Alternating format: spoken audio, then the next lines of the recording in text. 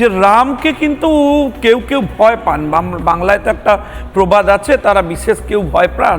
আমরা এর আগে দেখেছি রাম নাম শুনলে তিনি কিভাবে রেগে যেতেন, রিয়াক্ট করতেন। এখন রামনবমীতে বিরোধী দলনেতা শুভেন্দু অধিকারী বলেছেন যে প্রায় কোটিখানিক লোক রাস্তায় নামবে এবং বিভিন্ন দিকে মিছিল হবে, সমস্ত বিধানসভায়, সমস্ত ব্লকে, আমাদের সমস্ত মণ্ডলে, সব জায়গায় মিছিল হবে। এটাতেই প্রথমে উনি আতঙ্কিত হয়েছেন। আতঙ্কের লেভেল এতটাই হয়েছে যে উনি বুঝেছেন যে ইডেন গার্ডেন্সে খেলা হলে সেখানেও সবাই ওই দিন জয় শ্রীরাম বলে ফেলতে পারেন, সেই জন্য খেলাটাই বন্ধ করে দিয়েছেন। এখন উনি নিজে থাকবেন না, কিন্তু উনি না থাকলে কাউকে না কাউকে মুখ্যমন্ত্রীর চার্জ দিতে হয়।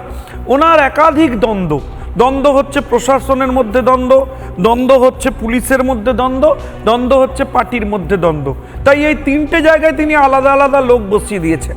কিন্তু এই যে সামগ্রিক টাস্ক ফোর্স হয়েছে তাতে তিনি নাম্বার 2-কেও পূর্ণ বিশ্বাস করেন না বলেই সুব্রত বক্সিকে এবং ওনার সাধারণ সম্পাদককে প্যারালালি রেখেছেন।